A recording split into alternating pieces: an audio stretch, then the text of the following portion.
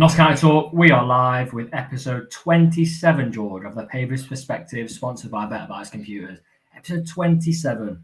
It's beyond our reach, this is now, isn't it? We struggle once we get past about 22 in it. That's about where we can count to. I have the calculator out for this one. Yeah. I was thinking, I was literally there. I don't have 26. I was thinking, what's after 26? But yeah, episode 27. And it's a much more positive episode than the last one, isn't it? Much more positive. Yeah, massively.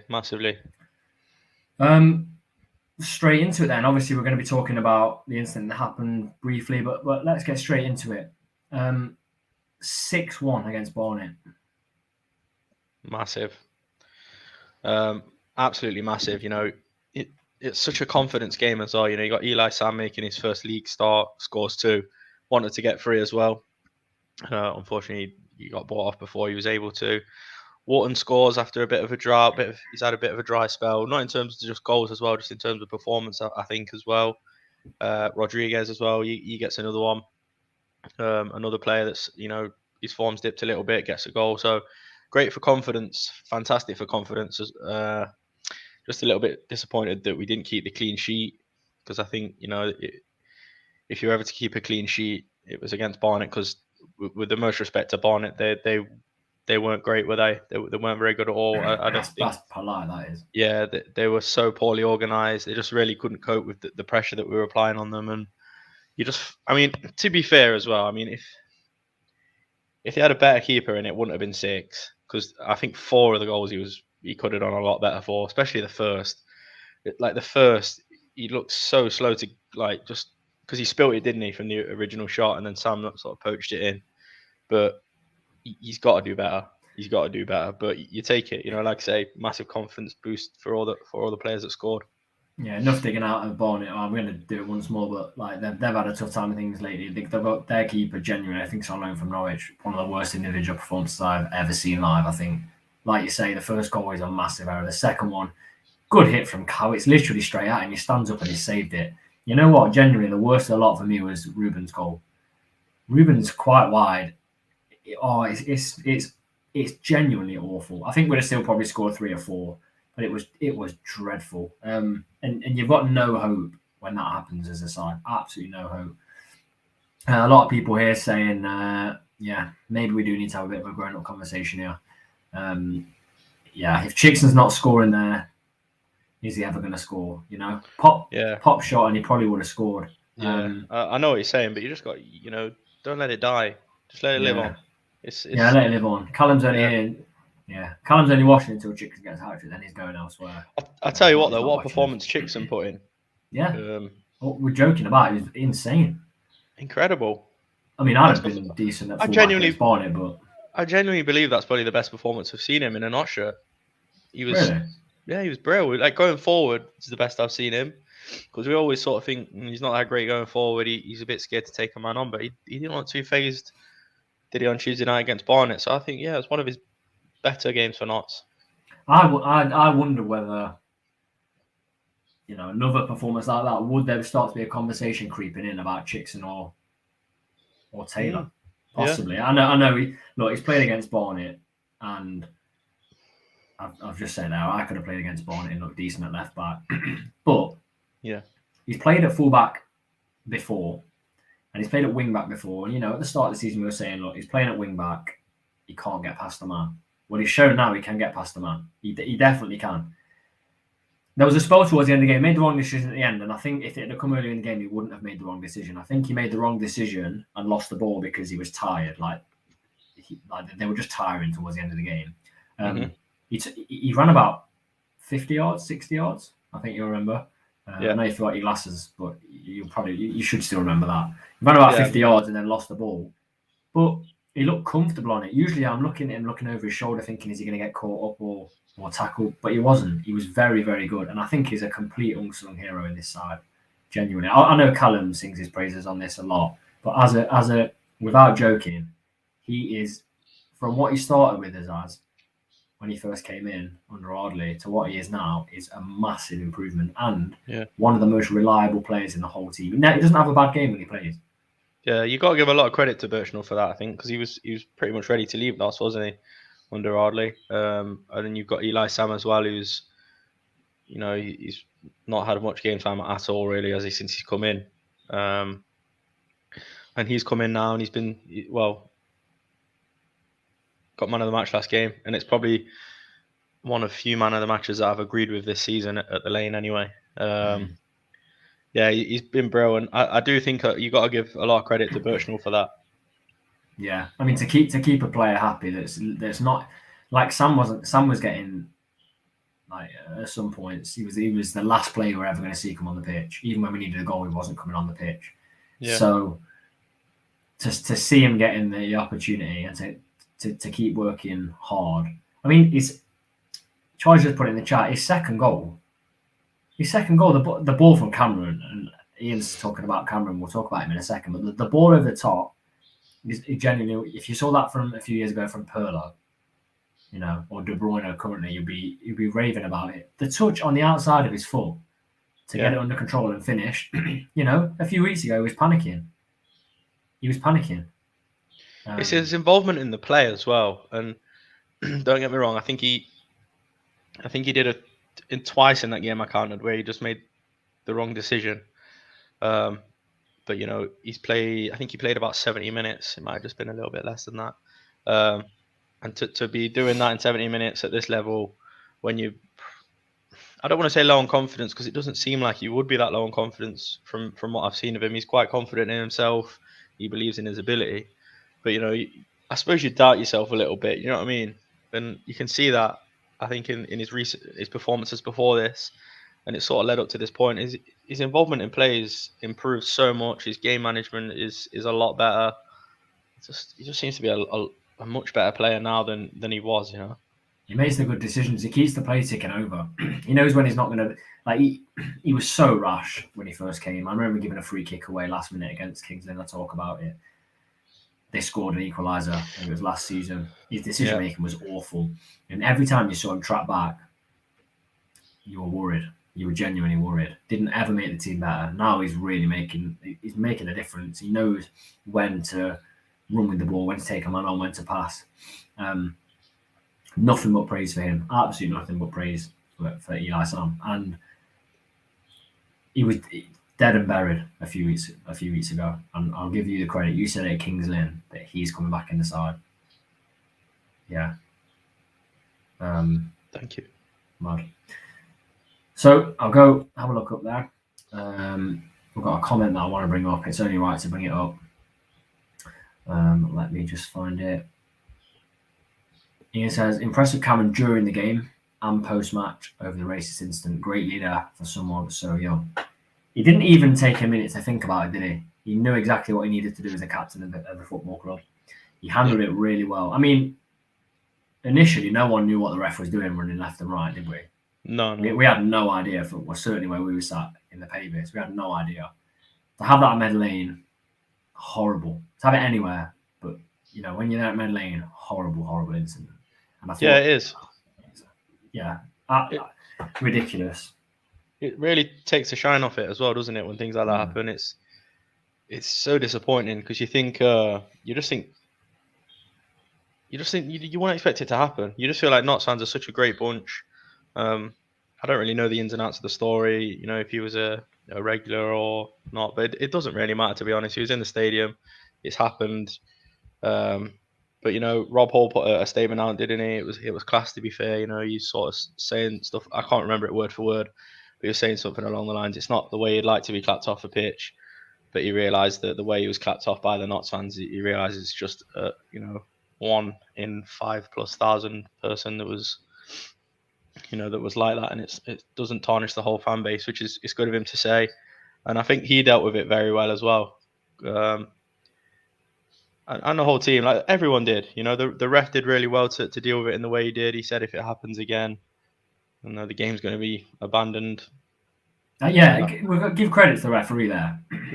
He did really well. Like, told it how it was to the managers. We heard it over the tunnel what was going to happen if it happened again. So fair play to the referee for that. Don't really give him any credit on the channel, but in that instance, did really, really well. And Cameron after the game spoke honestly about it. Bertrand spoke honestly about it. So yeah, Ian, I massively agree with you. I think when he came in, away from this instant now, and Cameron was put as captain, we sort of messaged each other, didn't we? And said, well, we've got someone that's come in here and within a few weeks has been made captain. Yeah, it's funny, isn't it? Because we were sort of saying, when we had Dion on, we were sort of saying, would you put yourself forward? And obviously down to injury, isn't it? But we've not seen him a lot, have we? So it'd have been quite disruptive if he was captain, because he's not played at all, has he? Really? But yeah, having Cameron come in and right decision as captain. I think very good player. If your captain is celebrating making a tackle, you've got the right man in there. And what we do lack a bit defensively, you hope the passion sort of makes up for that as well. Because defensively, we do make some errors. You just got to hope that gets us through. Credit to the Notts fans who showed an immediate stance in the moment. Fantastic. Yeah, Chris, agree with that. Ian says he's embarrassed as a fan. Agreed. And everyone was with him. So everyone was with the Barnet player as well. So that was really good to see. So I've got the poll in there tonight, 4 or 5 at the back. Usually we do non-football related polls like last week. I have sleepless nights about not including jacket potato in that poll. Hash browns over jacket potato. But if you have, in recent week on my recommendation, tried a hash brown cob, let me know, because it's superb, brilliant. Have you had one, George? I haven't, no, but I think, as a forfeit, I think you should be forced to have a jacket potato cob. That would be worse than one of those Wigan kebabs where they have a pie. And I tell you what, I'll record it for the Dover. I'm not having a jacket potato cob. I'll be asleep. I'll provide I'll literally be asleep with carb overload. No worries. Not happening. So yeah, 4 or 5 at the back. We've already got 30 votes in for that. So just let us know what you prefer. And on that, George, we usually say ours at the end, but I think we go on to that now and we talk about that formation. Most definitely, yeah. In the long term, I know we're probably going to see a mixture. What do you prefer? I mean, it's easy to sit here and say 4, isn't it?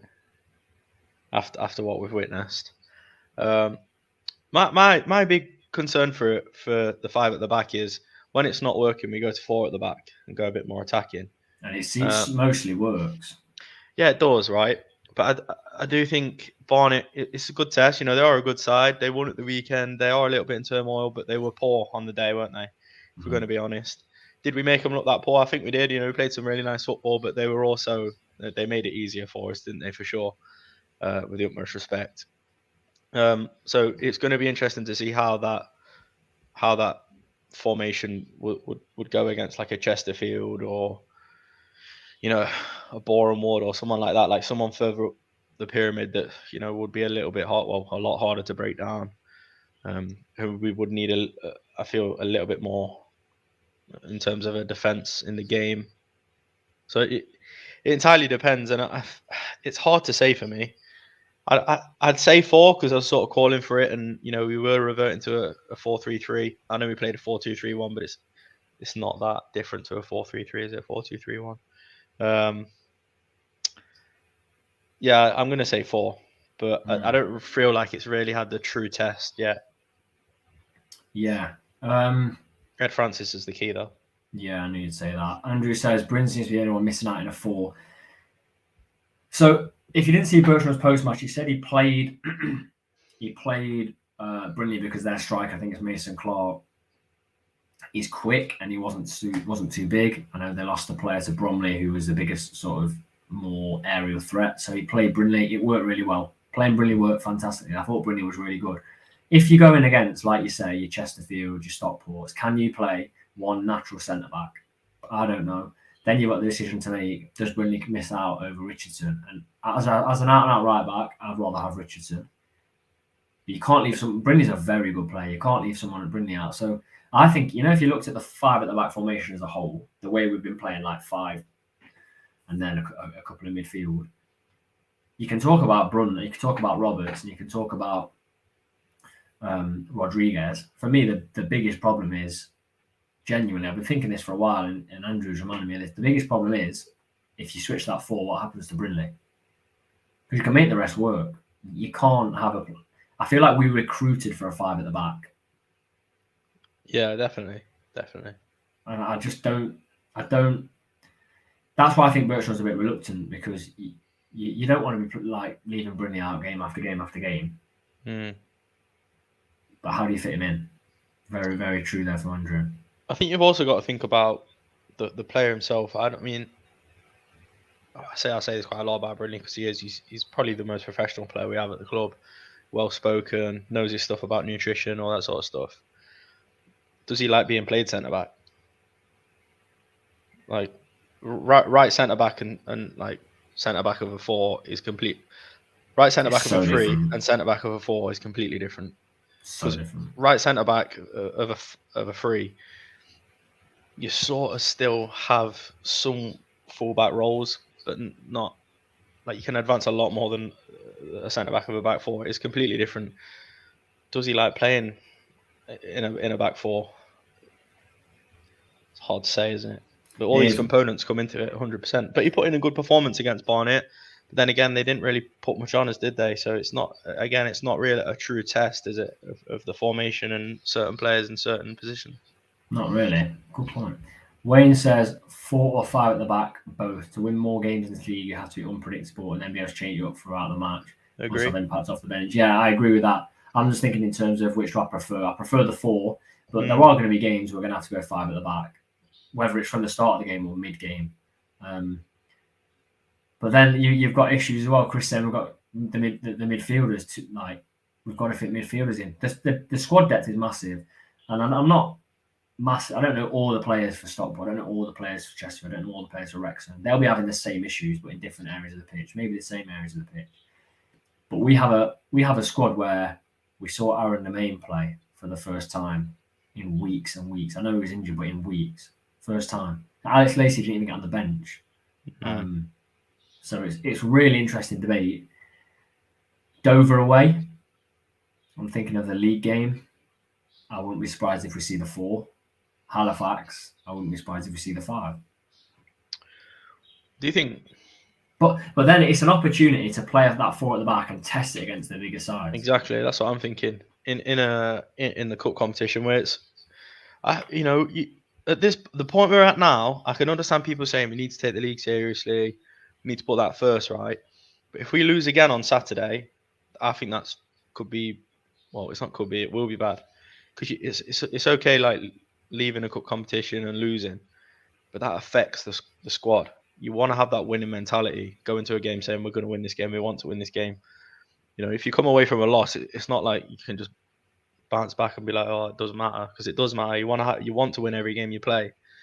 So I think this game on Saturday is a lot more important because of the time it's come. We've just come off, a bad 10 days where we got 1 point from a possible 9, and we've just obviously won in great form, to be fair, scoring 6 goals, which the best response you could want. Yeah, I can't remember seeing not score 6 goals for forever, to be honest with you. We probably have at some point, but I forgot. So yeah, I think Saturday is more important than it's just the FA Trophy. Yeah, I agree. I mean, when the draw was made, at the time of the draw, you couldn't have had a worse draw because Halifax were at the top. So we generally got the worst draw. Obviously, Halifax have slipped a little bit, and worrying there's a little bit of a gap. I know I've got games in hand. There's a tiny gap opening up between 2nd and 3rd now. And the draw between Stockport and Chesterfield was fantastic for us. But the game, we like the FA Trophy. We've said we like the FA Trophy. You get things like Doyle's goal. You get semi-finals. We won't talk about semi-finals, but you get good moments. You get penalty wins like against Wealdstone. But it's come at the worst time. The worst time. Like, yeah, it hasn't. I just want another league for what game. You just said there, and I agree with you. But it hasn't, because, like you've just said, it's a really good opportunity to test the 4 at the back against more of a informed side in this league to see how it does match up. They probably won't be full strength. It is the cup, but it's a really good opportunity, I think, to test the 4 out. So it'll be interesting to see how we line up, because there is going to be. I feel personally like there's going to be wholesale changes, because a lot of the players that are on the fringe, they're ready to play and they want to play. They need game time, like Kyra Mitchell, Zach Brunt. I know he has been playing, but he needs more game time. He wants to start. Who else we got? Rawlinson. It'd be great to see him back in. For a long time. Yeah, that's what I mean. All these players. Yeah, even Dion. Yeah, he's back in training now, isn't he? It'd be great for players like that to come back in as well. So. Yeah. I'm just seeing our group chat just pinged up. one of our fan chat regulars, Will, if you watch the channel, you know him, has just said something about, wow, Dover's really happening. I know you put the afternoon off, George. Yeah, I did it today. It's really happening. I mean, one of the first comments we've got right on this video from Ian. No vlog, no party. Sums it up, really. We vlogged. We said before we didn't actually vlog that, but we said if not score or we'll win by 5 or something, we'll go to Dover. I didn't really think it would happen, but you got to stand by it. Yeah, so, if you watch the vlog, it was about a minute before we did. Well, Tom did the vegan chicken and mushroom pie review. That review was solid. We'll tell you now. You know, we've got to be honest about it. Tom's got 3rd-degree burns in his mouth. Yeah, I mean, I pulled it off on the video. You didn't see it. Yeah, you did. You did really well, to be fair, to conceal that one. I burnt the roof of my mouth, and I kept going in for bite after bite. And within 10 minutes, I thought, if I take the lid off the pie, I'll sort the problem. But by that time, my mouth was blistered, first aid, everything being administered. Keep going, mate. Just keep going. I've seen a few people talk about Yaros. I saw some tweets saying he has been appalling. And I've seen some tweets saying someone thought he'd been, I think the exact words were, absolutely excellent. I disagree with both of those massively. Me too. Yeah. He came in for Sam. Yeah. He saved the penalty. At that point, you're thinking justified. Chris says, how's a chicken pie vegan? George forgot to do this. Chicken pie. Sorry. It's on there. It's on there. It says vegan chicken and mushroom, but I tried it. It was good. Nice flavour. Too hot. Yaros or Sam? For this game, I'd say Sam. Yeah. I think you've got to put things in the balance. I mean, you know what? I know. I was just about to say, why not Brooks? But he's gone to Colville, hasn't he? On loan. Put Sam in because, at the end of the day, it's like he's got another year on his contract after this season, hasn't he?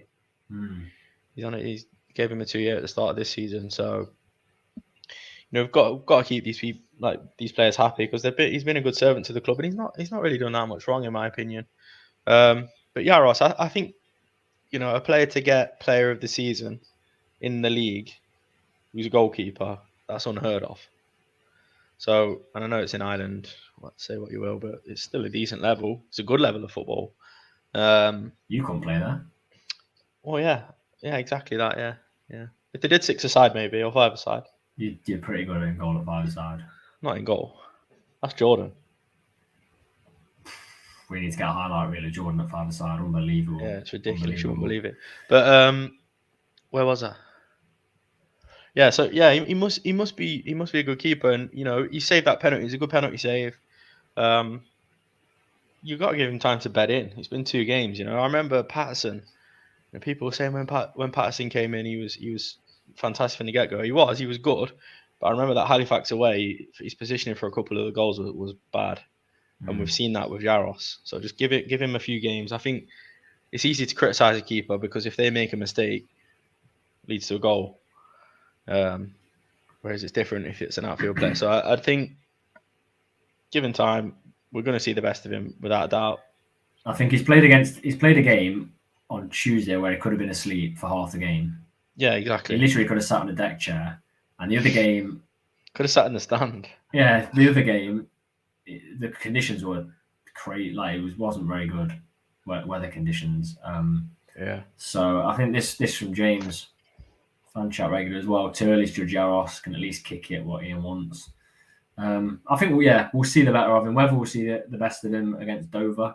I mean, there's a little bit of rain forecast from Sunday, Monday, and Tuesday against in Dover. So we'll have to see if there's any games nearby. There's no games nearby. I don't think. I've had a look. We'll have to find a pub where there's like a football table and do like a little tournament or something. I'll find a power league. We'll find a power league. So 2v3. Talking about teams, let us know if you're going to be doing the Lifeline quiz because we're thinking of entering a team, aren't we, George? With those glasses, you have like an extra 30%. Yeah, my IQ's gone up. Knowledge. Loads. Has it? Yeah, massively. Yeah, I can see that as well. Like you look really smart because without his glasses, it was worrying. Cheers, mate. Thank you. No, but I feel anyone's entering that quiz, let us know. It should be a laugh. I think we're going to do it, aren't we? So yeah, we get distracted too easy on here. Pies, everything. Yaros, too early to judge. I think 5-6 games in, I think we'll know better. So good question about Yaros, definitely. Yeah. I mean, there's so much to cover in that 6-1 that like we haven't even really talked about your good friend Ed Francis. What a player! You know, I keep backing these players, and they just prove me right every time. What? I'm backing Eli Sam. He's probably our best striker at the club. No, I'm joking.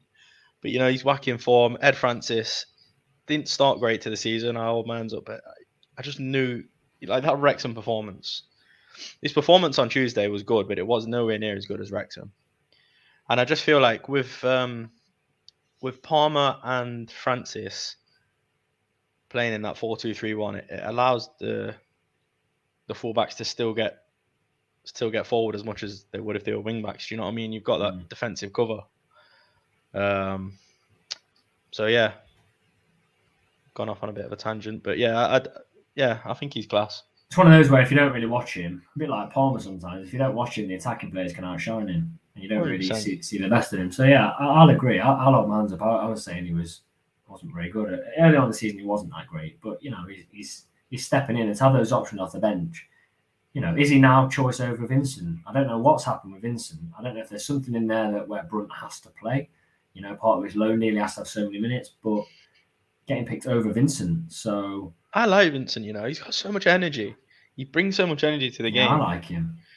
You know, I for me at the moment, I'd say Vincent over Brunt. Yeah, but that's what I'm saying. Is there something in there?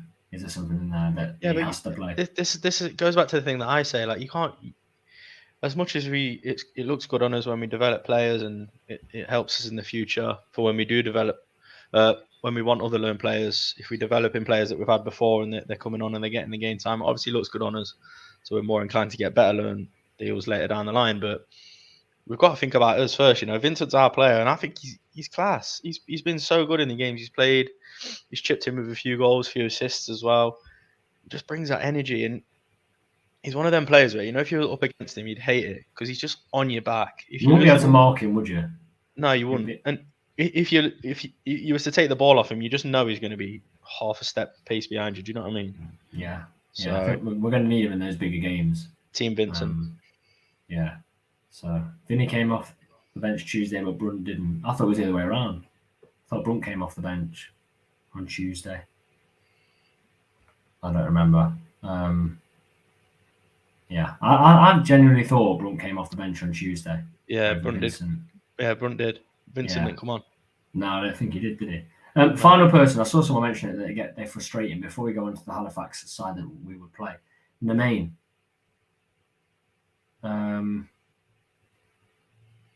Frustrating. He is frustrating. He had the chances to take players on. I think he did it once. Yeah. I'm not going to talk about the game I always talk about with him, but we've seen him really take players on and be quick. And whether he's just still getting back to that fitness, I want to see more. I don't know why I've not seen more of him.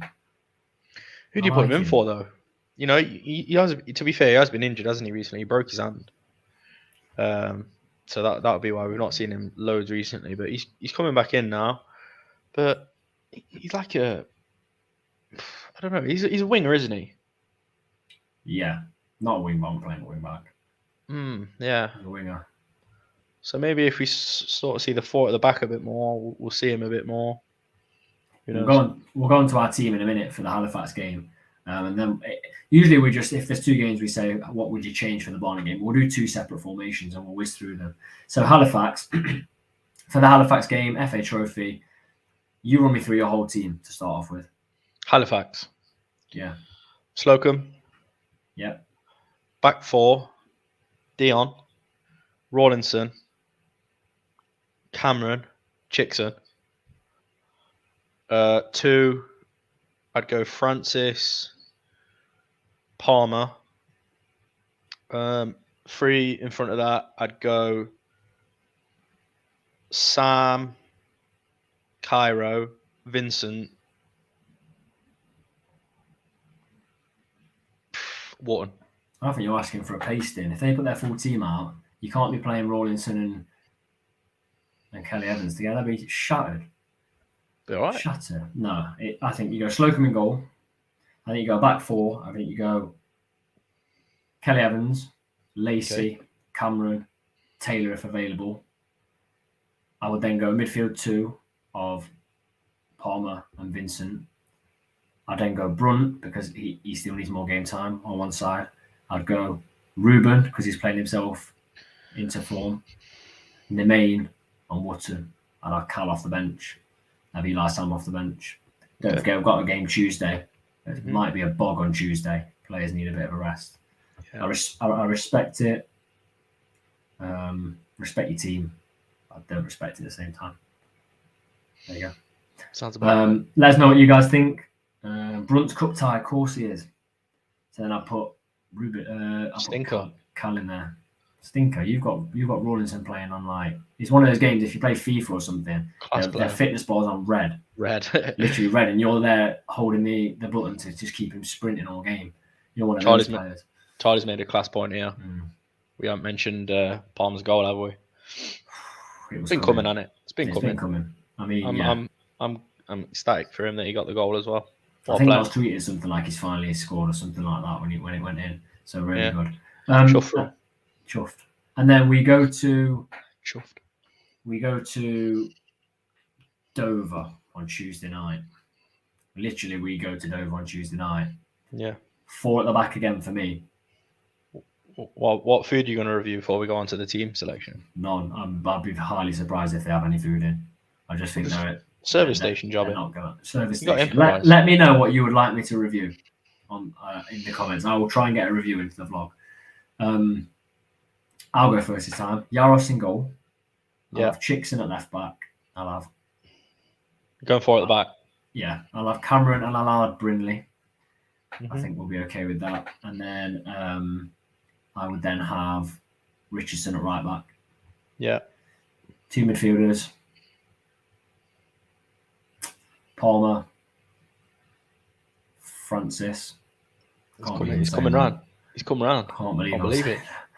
And then I would go jacket potato cob. I would go Run, Cal, Ruben, Wootton. Yeah, we're going to talk about that in a minute, Chris, because it's not as easy as you think. I'll go that side. That's a strong side. Jacket potato, Butty. I can't review one of them. I'll be asleep. Are you sure? I can fully provide that for you. Please. Just take one bite and just review it. All right, fair enough. I'll let you off. What's your side for Dover? Yaros in goal. Back 4 of Richardson. Centre back something I'm struggling with because I like Cameron. Yeah, Cameron obviously, but I don't know. I want to say either Lacey or Rawlinson because I feel like it's going to be more of a physical game than it would be sort of a fast game. Do you know what I mean? I don't know what you mean. So yeah, I'll go with either one of those. I'll go. I think I'm going to go Taylor left back.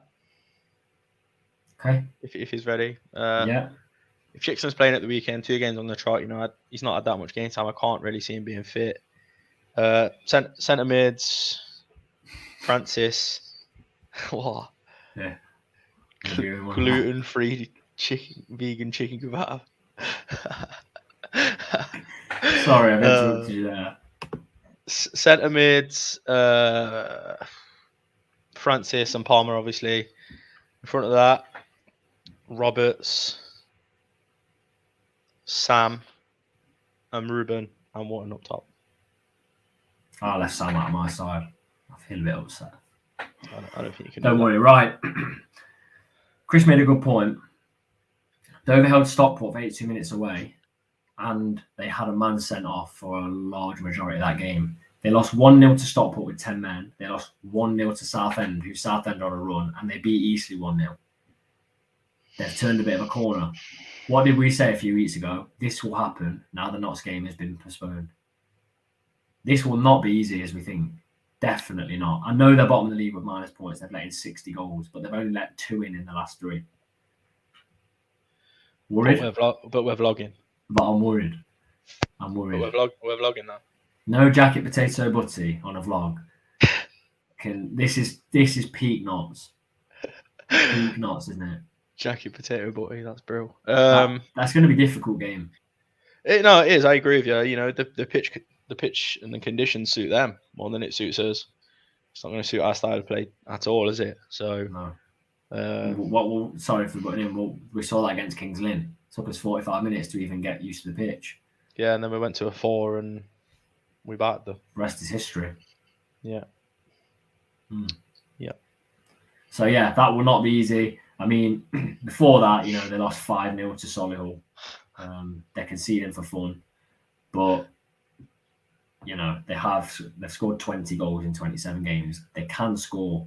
They're letting in 3 times as many. So you'd like to think they're giving up hope. Being 22 points off safety, but you never know. This is not. So when you've got nothing to play for, The comments make me laugh. Sorry. They are good. People really. We've turned into a food review channel. Salt and pepper the potato, butter the bread, lovely. And then Callum's coming with his prediction. Right. We'll have our score predictions then. Get your score predictions in. Please label if they are Halifax or they are Dover predictions. George, I'll let you go first. I'm a gentleman. What's your Halifax prediction? 2-2. Notts win on penalties. Chickson scores the winner. Okay. On the penalties. I'm going to go Eli and Roberts to score the 2. Fair enough. I'm going 0-0. Terrible game. Notts to win on penalties. Who's scoring the winner? Look at this. Psychic. The winning penalty is going to be scored by Kyle Cameron. Big knee slide. Because Cameron did say that he wants to win the FA Trophy this season. Yeah, he did. So he did. Yeah. And then Dover. Dover's going to be hard. Dover's going to be tricky. I'm going 3-0. I think it could be a crazy game. You just said, 3-0. Yeah, I know. But that doesn't sound very tricky, does it? I'm confident. I'm silently confident, but not silent at the same time. Who's scoring? Eli. Yeah. Back at it again. Wharton to get to. Confidence up there. I think it's going to be one of those games, Tuesday night, Dover away. Literally at the start of the season, before the fixtures come out, everyone says, bet we get Dover away on a Tuesday night. And we've got Dover away on a Tuesday night. We're going to it. Originally hadn't, yeah. So I think this could be a bit of a crazy game, I think this could be a 4-3. 4-3? I think it could be a 4-3. If we can see 3 to Dover, there's serious defensive issues. I think it's going to be mad. I think there's going to be windy. I think some of the players are going to be off taking photos of the cliffs and they're going to be put off from corners. Mine's going to be everywhere. They're going to be thinking about, why has that lad got a jacket potato butty over there? There's no focus. I genuinely think it could be a crazy game of 4-3. I think we'll get a hat-trick from someone. I don't think it'll be Zimbabwean fullback, but I think we'll get a hat-trick from someone. And I think it might be Carl Wharton. I think it's going to be mad. The Kings Lynn game was pretty mad as well. So let's have a look at what you guys are thinking for your predictions. So we've got a Halifax to dump us out 3-1, Notts doing 2-1 at Dover. A lot of people have us conceding against Dover. Halifax 2-2, lose on penalties, Dover 1, Notts 2. Yeah, people have us conceding a fair few. Probably the most sensible one we've got. We've got a cup game 3-2 win, Chicks and hat-trick. League game 6-0 win, Chicks and hat-trick. Eli. And Cameron. Could happen. It's not impossible. We've got Notts, Kyle says, scoring 4 away at Dover for the 4-1 win. Kane says Notts 3, Dover 0, Eli hat-trick. I heard Eli didn't want to be taken off. He'd actually said, but his calf was tightened, wasn't it? Yeah, don't take me out till I scored 3, boss. Yeah. Were those words on it? 2-1 Halifax and is out. Dover 2-0. Dover 2, Notts 0. I think it should be the other way around. Notts 2, Dover 0. Callum and Brunt. Yeah, a few goals. A few people have us losing to Halifax, and I wouldn't be shocked. 2 against Halifax, Nemain and Mitchell, and then 4 against Dover Wharton. You know what? If Mitchell got a goal and got some confidence, would be pretty good. Good. Bromley v Stockport on Tuesday. If Stockport win that game away at Bromley, I know they're already serious contenders, but that would be a real big statement as well. And finally, we've got a 2-1 win against Halifax, Cairo and Vinny, 2-0 win against Dover, Kyle and Kyle. Yeah, Kyle Cameron is due another goal. George, quickly, the results of the poll before we before we finish? Oh yeah, I forgot that. You know, we've given ours. 4 or 5 at the back. 79% say 4. 21% say 5. Be interesting. I think we'll see either. I don't think we'll see 2 games of 5 at the back in the next 2 games. I think we'll either see 2 games of a 4 or 1 of a 5 and 1 of a 4. I think it'll be really, really interesting. That is it for episode 27 of the Pavis Perspective podcast, sponsored by Better Bytes Computers. If you have enjoyed, please do subscribe, leave a like. It gets us more noticed on YouTube and just gets more people involved with the channel. And if you are traveling to Dover or Halifax, have a safe journey. And hopefully, fingers crossed, we can get a couple of wins.